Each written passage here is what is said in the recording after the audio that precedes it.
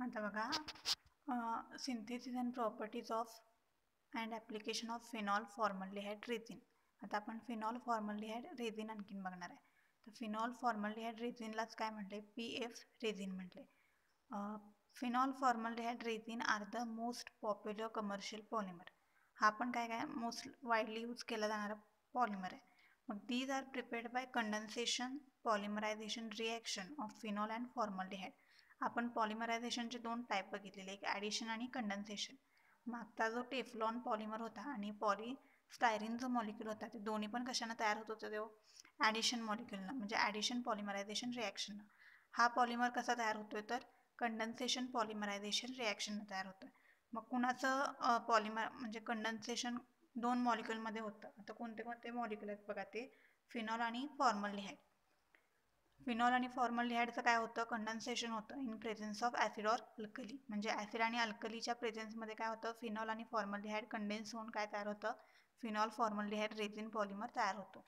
The physical or mechanical property of the product formed, जो तुमचा product तयार झाला आहे त्याची फिजिकल आणि मेकॅनिकल प्रॉपर्टी कशावर डिपेंड असते, depend on the molar ratio of the monomer used. म्हणजे जो तुम्ही मोनोमरचा मोलर रेशो वापरला आहे, म्हणजे किती मोनोमर वापरला आहे त्याच्या काय असणार आहे, मोलर रेशोवर काय असणार आहे, त्याची तुमच्या प्रोडक्टची फिजिकल आणि मेकॅनिकल प्रॉपर्टी डिपेंड असणार आहे. And the application of the catalyst, म्हणजे रिॲक्शन होत असताना त्या मोनोमरचा आणि त्या कॅटलिस्टचा किती तुम्ही मोलर रेशो यूज केला आहे त्याच्यावर त्या प्रोडक्टचं काय असणार आहे, फिजिकल आणि मेकॅनिकल प्रॉपर्टी डिपेंड असणार आहे. आता synthesis of PF resin. PF रेझिनलाच काय म्हटले, बॅकेलाइट. म्हणजे आपण मगाशी बघितलं टेफ्लॉनला काय नाव होतं बघा, टेफ्लॉनचं नाव काय होतं, पॉलीटेट्राफ्लोरोइथिलीन. तसं ह्याचं नाव काय आहे, तर बॅकेलाइट आहे फिनॉल फॉर्मल्डिहाइड रेझिनचं. आता बघा हे कसं तयार करायचं, the reaction between phenol and formaldehyde start by heating the mixture of both the monomer in the presence of catalyst. म्हणजे कॅटलिस्टच्या प्रेझेन्समध्ये या दोघांना काय करायचं, हिट करायचं. आता ती रिॲक्शन बघा त्यांनी दाखवला. पहिली स्टेप काय आहे, प्रिपरेशन ऑफ द मिथिलॉल फिनॉल. म्हणजे फिनॉल घेतलाय प्लस हा फॉर्मल्डिहाइड आहे HCHO 1:1 मोलर रेशो आहे. म्हणजे हा पण एक मॉलिक्यूल घेतलाय, हा पण एक घेतलाय. मग काय तयार झालंय बघा, CH2OH हा ग्रुप अटॅच झालाय. एक ह्या पोझिशनला झाला आणि ह्या पोझिशनला झाला. आता या बेन्झीन रिंगमध्ये पण आहे का नाही, पोझिशनला नाव आहेत. इथं अटॅच होत असेल तर ऑर्थो, इथं तुमचा जर ग्रुप अटॅच होत असेल तर मेटा, आणि इथं अटॅच होत असेल तर पॅरा. मग आता इथं एक अटॅच झालाय तुमचा CH2OH ग्रुप अटॅच झालाय, मग त्याला काय म्हणायचं, पॅरा, म्हणजे पीनं तुम्ही रिप्रेझेंट करता, पॅरा मिथिलॉल. मग हा या ग्रुपचं नाव काय आहे, मिथिलॉल. आणि हा तुमचा फिनॉल, पॅरा मिथिलॉल फिनॉल. बघा फिनॉलचं हे स्ट्रक्चर आहे, म्हणजे बेन्झीन रिंग असते त्याला फक्त OH अटॅच असतो. मग पॅरा मिथिलॉल फिनॉल.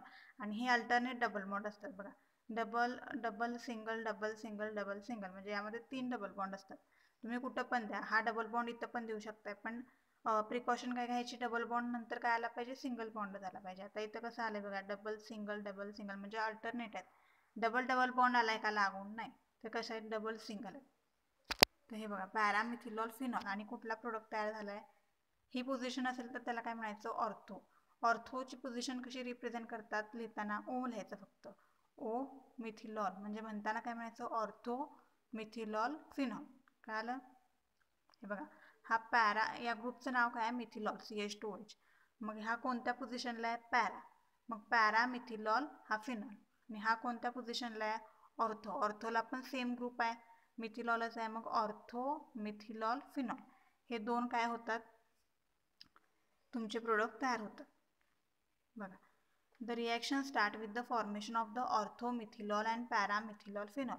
म्हणजे रिॲक्शन कशामुळे स्टार्ट होते तुमची, हे दोन तयार होतात, orthomethylol and paramethylol phenol. If formaldehyde is taken in the excess. जर तुम्ही हा फॉर्मल्डिहाइड एक्सेस अमाऊंटमध्ये घेतला, म्हणजे जादा घेतला, तर काय होतं, this reaction may also result in the formation of dimethylol and trimethylol phenol.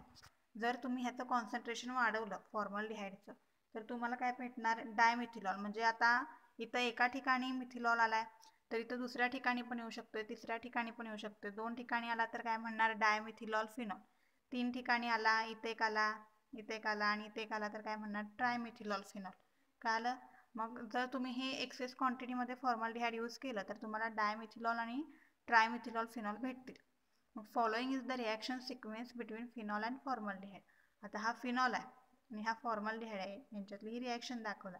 Wien the ratio between the monomer phenol and formaldehyde is 1:1. ज्यावेळी यांचा रेशो म्हणजे हा मोलर रेशो 1:1 असेल त्यावेळी तुम्हाला कोणते प्रोडक्ट भेटणार आहेत ते त्यांनी दाखवले. Wien the ratio between the monomer phenol and formaldehyde is 1:2. म्हणजे यात काय केले, फॉर्मल्डिहाइडचं कॉन्सन्ट्रेशन वाढवले, फॉर्मल्डिहाइडचे मॉलिक्युल्स जास्त घेतलेत. हे बघा फिनॉल प्लस फॉर्मल्डिहाइड रेशो काय 1:2. काय भेटले, इथं एक CH2OH ग्रुप आलाय आणि इथे एक CH2OH ग्रुप आलाय. या पोझिशनला काय म्हणायचं, पॅरा. या पोझिशनला काय म्हणायचं, ऑर्थो. पण लिहिताना अल्फाबेटिकली पहिला काय येते, O आधी येते का P आधी येते?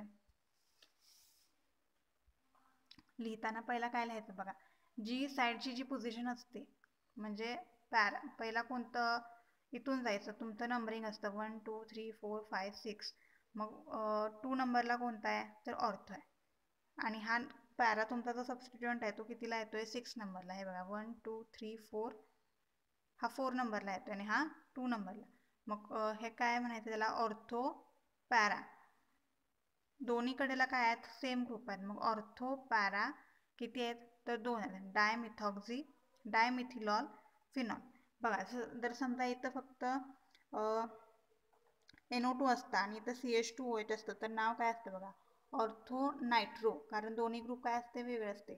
ऑर्थो नायट्रो पॅरामिथिलॉल फिनॉल झालं असतं.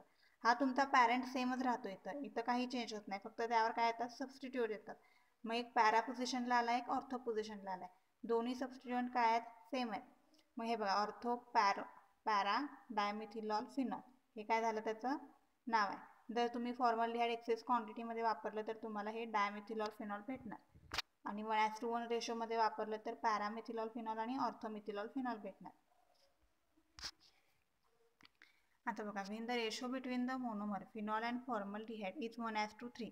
जर तुम्ही 1:3 म्हणजे एक्सेस क्वांटिटीमध्ये जर फॉर्मल्डिहाइड वापरलं तर काय भेटणार तर ट्रायमिथिलॉल फिनॉल. हे बघा, आता या ऑर्थो पोझिशनला एक मिथिलॉल आहे, पॅरा पोझिशनला एक मिथिलॉल आहे आणि परत ऑर्थो पोझिशनलाच अजून एक काय मिथिलॉल आहे. आता या दोन कसल्या पोझिशन असतात, पॅरा. या दोन कसल्या असतात, ऑर्थो. आणि या दोन मेटा. हे बघा, या पॅरा, या ऑर्थो आणि या मेटा. मग ऑर्थो म्हणजे O आणि हा पॅरा, याला काय भेटले, तिन्ही सबस्टिट्युएंट सेम आहेत. मग मिथिलॉल किती आहेत, मिथिलॉल 3 आहेत. मग ट्रायमिथिलॉल फिनॉल. काय आलं, ऑर्थो पॅरा ट्रायमिथिलॉल फिनॉल. हे काय झालं तुमचं, ही रिॲक्शन झाली. जर तुम्ही 1:3 मध्ये वापरलं, 1:1 मध्ये काय भेटणार, ऑर्थो मिथिलॉल फिनॉल पॅरामिथिलॉल फिनॉल. 1:2 मध्ये ऑर्थो पॅरा डायमिथिलॉल फिनॉल. 1:3 मध्ये ऑर्थो पॅरा ट्रायमिथिलॉल फिनॉल. म्हणजे जसं तुम्ही कॉन्सन्ट्रेशन वाढवत जाणार तर तसे काय होणार, सबस्टिट्युएंट तुमचे वाढत जाणार. हे बघा, ह्या रिॲक्शन बघा, परत ही रिॲक्शन बघा, काय फरक आहे, 1:1 1:2. बघा हे प्रोडक्ट्स बघा, हे प्रोडक्ट्स बघा. इथे डाय भेटले, इथे ट्रायमिथिलॉल भेटले. आता ही झाली स्टेप फर्स्ट. आता स्टेप सेकंड काय आहे, formation of linear polymer novolac. त्याला काय म्हटलं, नोवोलॅक म्हटलंय. The mono methylol derivative formed in above reaction undergoes condensation polymerization reaction. जे तुमचं मोनोमिथिलॉल डेरिव्हेटिव्ह तयार झाले वरच्या रिॲक्शनमध्ये, त्याचंच काय होतंय, कंडेन्सेशन होतंय. मग कंडेन्सेशन झाल्यानंतर काय होतंय, to form a low molecular weight linear polymer known as a novolac. Condensation झाल्यानंतर एक लिनियर पॉलिमर तयार होतो ज्याचं मॉलिक्युलर वेट कमी असतं, त्याला त्यांनी काय म्हटले, नोवोलॅक म्हटले. मग this reaction takes place in an acidic medium. ही रिॲक्शन ॲसिडिक मिडियममध्ये होते. मग हे बघा, हे तुमचं काय घेतलं आहे, ऑर्थोमिथिलॉल फिनॉल घेतलं आहे. त्याचे 2 मॉलिक्युल घेतले, म्हणजे हे 2 मोनोमर घेतलेत. H+ म्हणजे काय, ॲसिडिक सोल्युशन घेतले, त्यात काय असतात, H+ आयन्स असतात. मग रिॲक्शन होताना काय होणार, या ह्याचा OH आणि ह्याचा OH काय केला, यांनी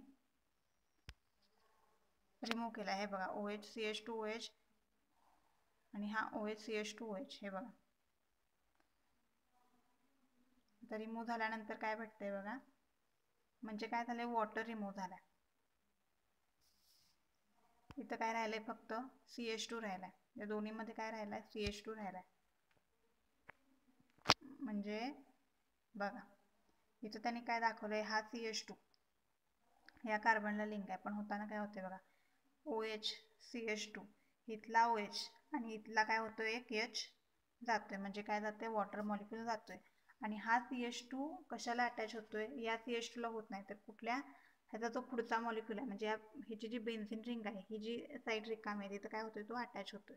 CH2 डॅश काय होतं, डायरेक्ट बेन्झिन रिंग येते बघा. बेन्झिन रिंग हा तुमचा OH आणि हा परत काय CH2, परत त्याला काय येणार, दुसरी बेन्झिन रिंग. मग अशा पद्धतीने काय झालं, लिनियर पॉलिमर नोवोलॅक तयार होतं. मग यामध्ये कोणत्याही प्रकारचं ब्रँचिंग नसतं, नेटवर्क पॉलिमर नसतं, क्रॉस लिंक्ड पॉलिमर नसतात, म्हणून याला काय म्हटले, लिनियर पॉलिमर. म्हणजे सरळ स्ट्रेट चेनमध्ये तुमचा हा पॉलिमर तयार होतो. मग नोवोलॅक कसा असतो, novolac is a soft thermoplastic linear polymer, म्हणजे सॉफ्ट असतो, थर्मोप्लास्टिक आहे, लिनियर पॉलिमर आहे. It can be cross linked, मग तुम्ही क्रॉस लिंक्ड सुद्धा करू शकता to a 3 dimensional hard and rigid thermosetting material known as a bakelite. म्हणजे आता तुम्हाला काय भेटले, नोवोलॅक भेटले. जर तुम्हाला हा नोवोलॅक कसा आहे, लिनियर आहे. जर तुम्हाला हा क्रॉस लिंक्डमध्ये तयार करायचा असेल, जर क्रॉस लिंक केलं तर काय तयार होणार, बॅकेलाइट पॉलिमर तयार होणार. तो 3 डायमेन्शनल आहे, हार्ड आहे आणि रिजिड आहे. म्हणजे कसं आहे, टफ आहे आणि कठीण आहे. तर बघा, फॉर्मेशन ऑफ बॅकेलाइट. आता further heating of the linear polymer novolac in the presence of hexamethylene. Hexa means 6, methylene म्हणजे CH2, हेक्सामिथिलीन टेट्रामाइन. टेट्रा मीन्स काय, 4, अमाइन मीन्स NH2. मग हे काय आहेत, टेट्रा अमाइन, N4CH2 6. बघा, हेक्सामिथिलीन tetra amine produces a hard, infusible, insoluble and highly cross-linked thermosetting polymer. म्हणजे तुमचा नोवोलॅक घ्यायचा, जो तुम्ही तयार केलाय तो, आणि तो कशावर मिक्स करायचा, हेक्सामिथिलीन टेट्रामाइन सोबत मिक्स करायचा. मग हे या दोघांचं हिटिंग केल्यानंतर, म्हणजे हा तुमचा लिनियर पॉलिमरचा नोवोलॅक आणि हेक्सामिथिलीन टेट्रामाइन हिट केल्यानंतर काय तयार होतं, हार्ड, इनफ्युजिबल म्हणजे अनब्रेकेबल, इनसोल्युबल म्हणजे विरघळणार नाही असा, and highly cross linked thermosetting polymer. म्हणजे हायली त्याचं काय लिंकेज कसं असणार आहे, क्रॉस लिंक्ड, तुम्हाला थर्मोसेटिंग पॉलिमर भेटतो. थर्मोप्लास्टिक आणि थर्मोसेटिंगमध्ये फरक आपण बघितलेला. थर्मोप्लास्टिक आपण रिशेप करू शकतो, तसा थर्मोसेटिंग एकदा मेल्ट केल्यानंतर परत रिशेप करता येत नाही. मग resulting polymer is known as a bakelite. मग जो तुम्हाला भेटणार आहे तो तुमचा फायनल प्रोडक्ट कसा असणार आहे, बॅकेलाइट असणार आहे. म्हणजे या पॉलिमरला नाव काय, बॅकेलाइट. कळालं. म्हणजे पहिल्या मध्ये काय तयार होतं बघा, तुम्ही फॉर्मल्डिहाइड आणि फिनॉलचा रेशो वापरता 1:1. मग तुमचा मिथिलॉल डेरिव्हेटिव्ह तयार होतो. मिथिलॉल डेरिव्हेटिव्ह तुम्ही परत कशावर, त्याची 2 मॉलिक्युल्स एकत्र करता, एकत्र केल्यानंतर नोवोलॅक तयार होतं.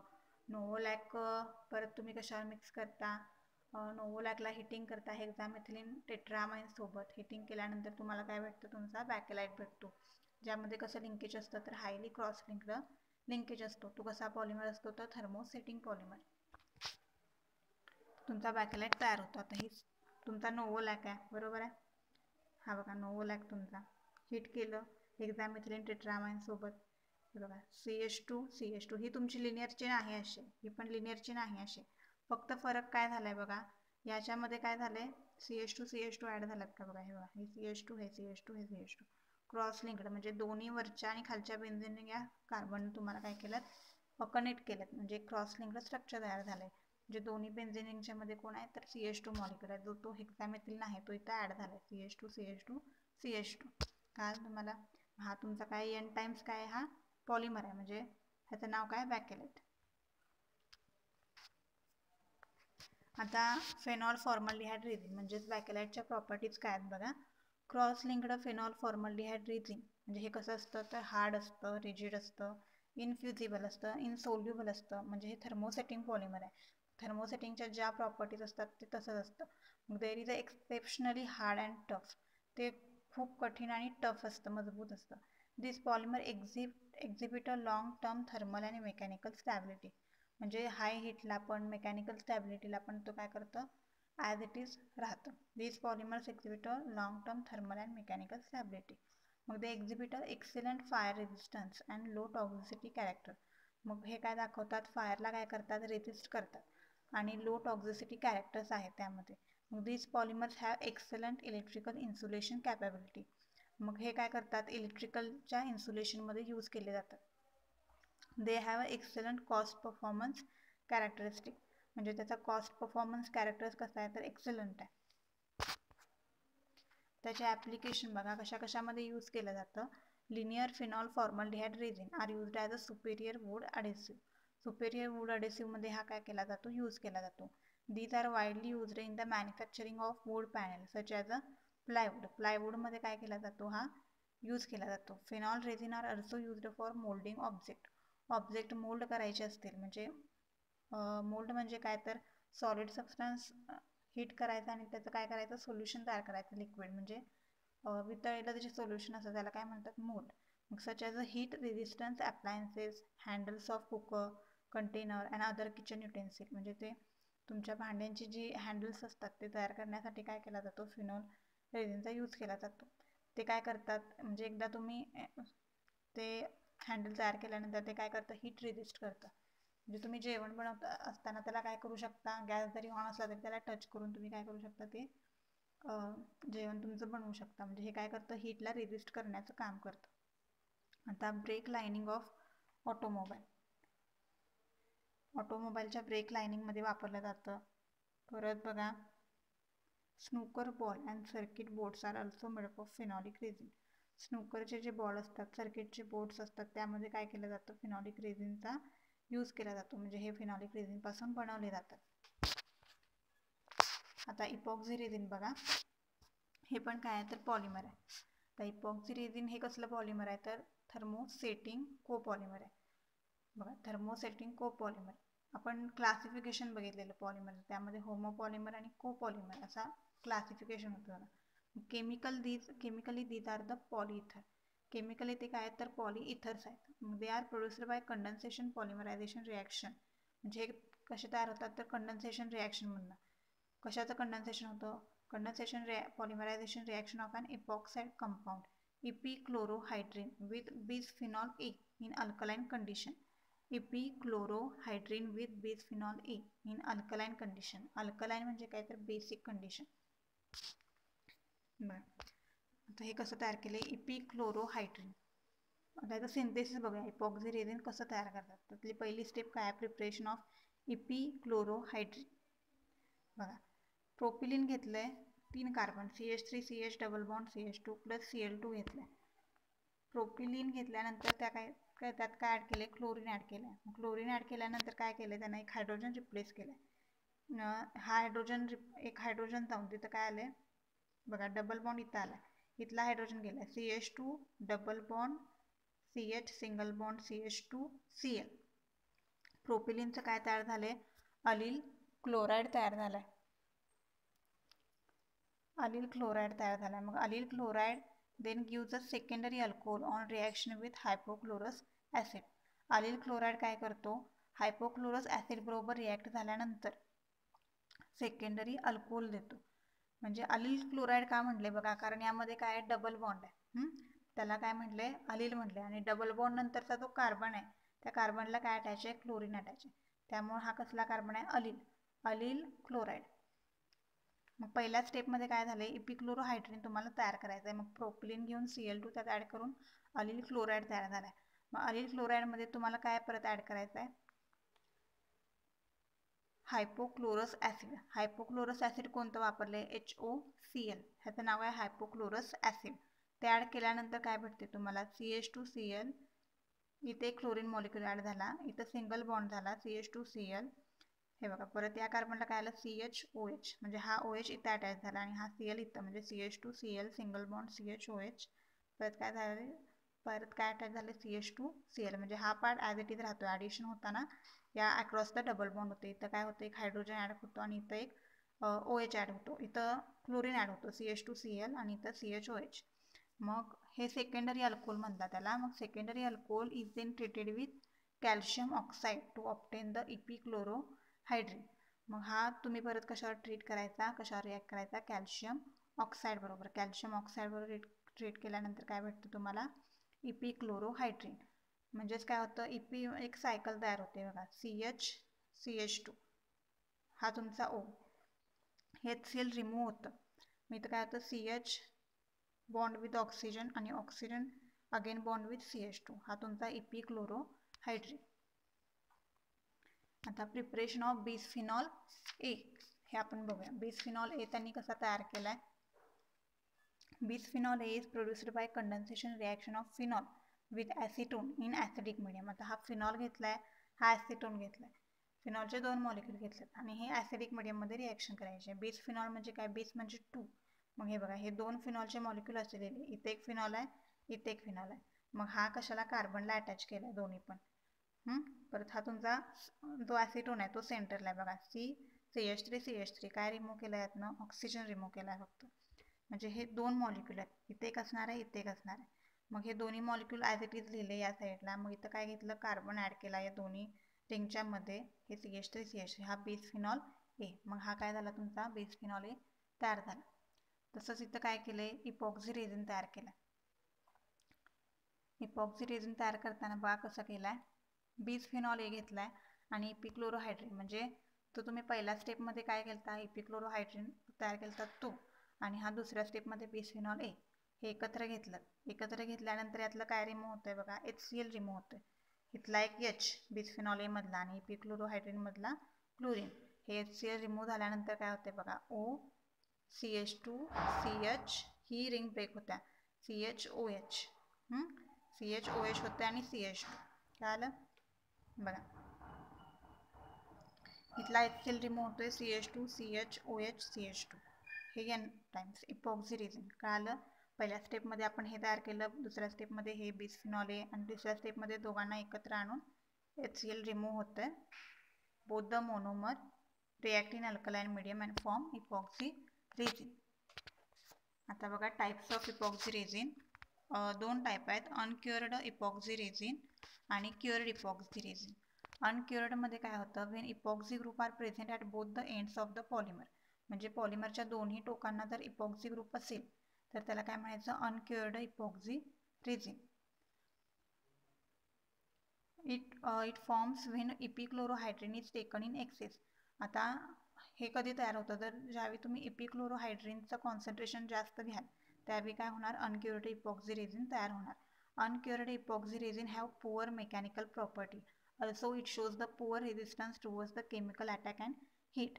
म्हणजे ह्याच्या मेकॅनिकल प्रॉपर्टीज पुअर असतात, केमिकल अटॅकला पण पुअर रेझिस्ट करतो. आणि जर तुम्ही इपिक्लोरोहायड्रेन एक्सेस अमाऊंटमध्ये वापरलं तर तुमचा अनक्युअर्ड इपॉक्सी रेझिन तयार होतो. आता क्युअर्ड इपॉक्सी रेझिन बघा, curing is the process of cross linking of the linear polymer chain. It makes a polymer tough, hard, chemically inert and heat resistant. क्युरिंगनं काय होतं, लिनियर पॉलिमर चेन काय होते, cross link, म्हणजे cross linking जिथं होतं तिथं काय होतं, क्युअर्ड इपॉक्सी रेझिन तयार होतात. मग ते पॉलिमरला कसे बनवतात, टफ, हार्ड, केमिकली इनर्ट आणि हीट रेझिस्टन्स. मग क्युअर्ड इपॉक्सी रेझिन जे असतात ते कसे असतात, स्ट्रॉंग असतात आणि थर्मली स्टेबल असतात. आता त्याच्या प्रॉपर्टीज बघा, linear epoxy resin are polar in nature and are excellent adhesive. ह्यांचं पोलर नेचर असतं आणि अडेसिव्हमध्ये एक्सलंट प्रॉपर्टी असतात, म्हणजे डिंक असतो का नाही त्या अडेसिव्ह म्हणून यूज केलं जातं. These are very good insulator of electricity. इलेक्ट्रिसिटीमध्ये गुड इन्सुलेटर म्हणून यूज केलं जातं. मग cross linked polymer are mechanically tough, chemically inert, म्हणजे मेकॅनिकली स्ट्रॉंग असतात, केमिकली इनर्ट असतात, रेजिस्ट करतात आणि थर्मली स्टेबल आणि हाय हीटला कसे असतात, स्टेबल असतात. मग due to the availability of the stable ether linkage. Stable ether linkage, ether linkage म्हणजे काय, कार्बन ऑक्सिजन कार्बन जे लिंकेज असते त्याला इथर लिंकेज म्हणतात. मग epoxy resin show high chemical resistance to acid, म्हणजे ह्याच्यात असं स्टेबल इथर लिंकेज असल्यामुळे ते कशाला रेजिस्ट करतं, तर ॲसिड, अल्कलीज, वॉटर, सॉल्वंट जे काही केमिकल्स आहेत त्याला काय करतं, ते हायली रेजिस्ट करतं. आता ॲप्लिकेशन काय आहे बघा, यूज काय बघायचे. Linear epoxy polymer make strong adhesive. मग हे काय, स्ट्रॉंग अडेसिव्ह म्हणून यूज केलं जातं. आपण बघणार आहे अडेसिव्ह म्हणजे काय. They are used as an adhesive of glassware and surface coating.